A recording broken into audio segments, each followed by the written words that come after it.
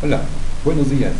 Les presento la siguiente presi, en la he titulado Compartiendo experiencias diferentes con mis estudiantes. Yo soy el profesor Giancarlo Zapata. Bien, para poder conocer a mis estudiantes es necesario tener en cuenta que existe con ellos unas diferencias generacionales. Por ejemplo, muchos de nosotros quizás estamos entre la década de 1946 al 64 o del 65 al 80, mientras que nuestros estudiantes están entre el 81 al 2000.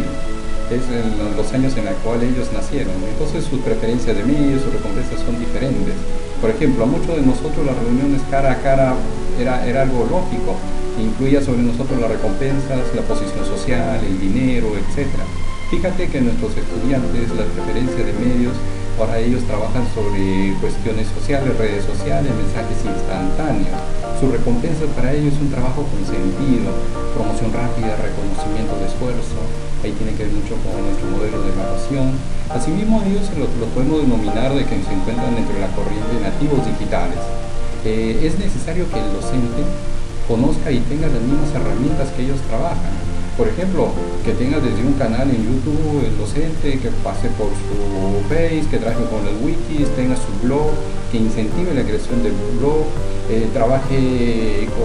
tenga en cuenta algunas páginas como por ejemplo en donde hasta el mismo docente puede crear música. Hay unas páginas como DJ, por ejemplo esta página de acá hace muy buenas mezclas musicales, etcétera, que conozca de juegos.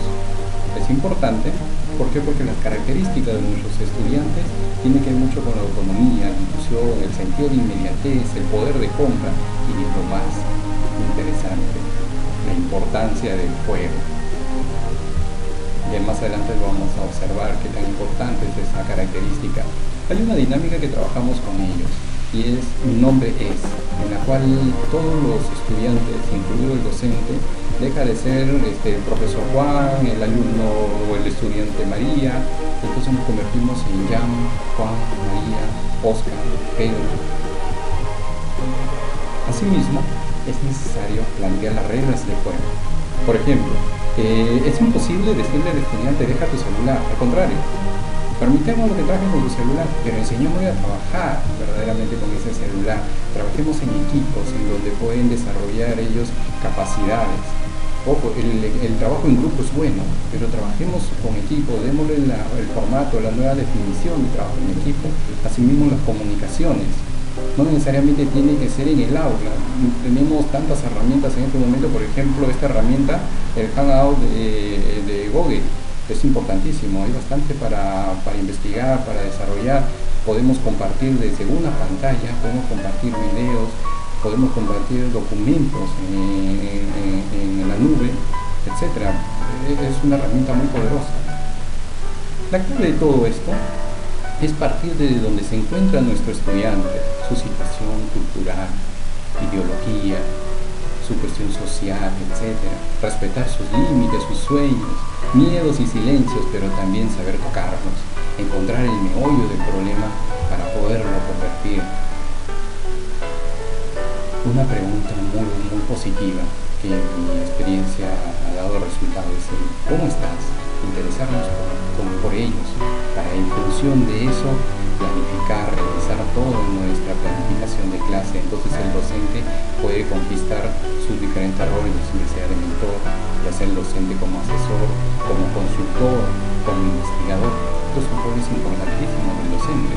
Las actividades previas al inicio de clase o durante el proceso de la clase, una de ellas es esta de acá, actividades, flexiones que se desarrollan en el aula.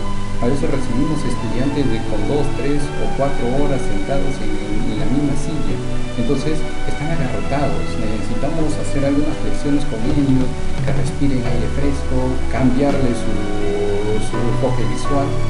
Hay que saberlos escuchar y que ellos también aprendan a escucharnos. Estas dinámicas son interesantísimas.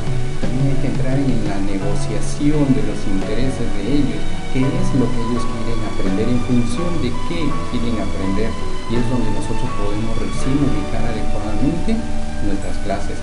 Y esto de acá es una revolución, el detenimiento.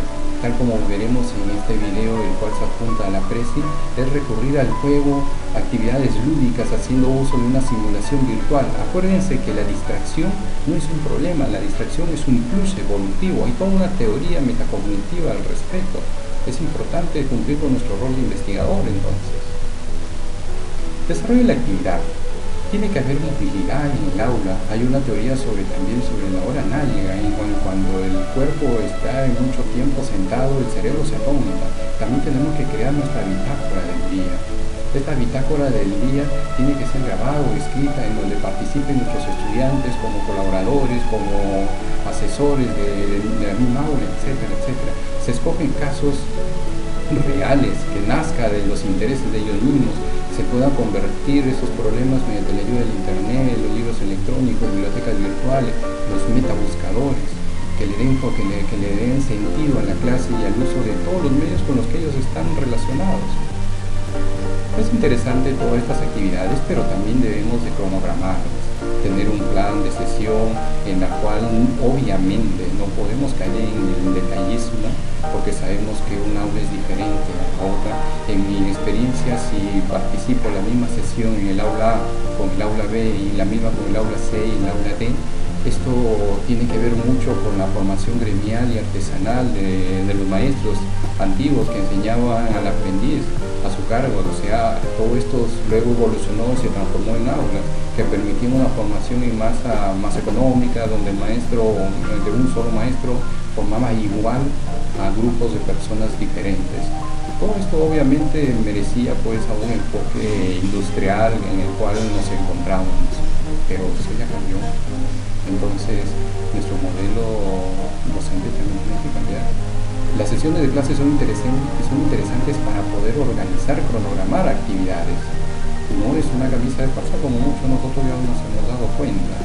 Además debemos de tener en cuenta todo aquello que nos va a soportar la clase, por ejemplo las conexiones a internet, conexiones eléctricas, todas las variables de las conexiones, de la emisión de mensajes, de señales de manos, gestos, alegría, sonrisa, empatía. Todo esto debemos de tener en cuenta para el momento que ingresamos al aula. Bueno, el proyecto docente se relaciona con plan de acción tutorial, programación y planificación curricular, coordinación con el equipo docente, y lo más importante, incentiva la investigación científica en la docencia. Les dejo con este pensamiento: para enseñar a amar, primero tengo que amar. Muchas gracias por su atención. Hasta la próxima.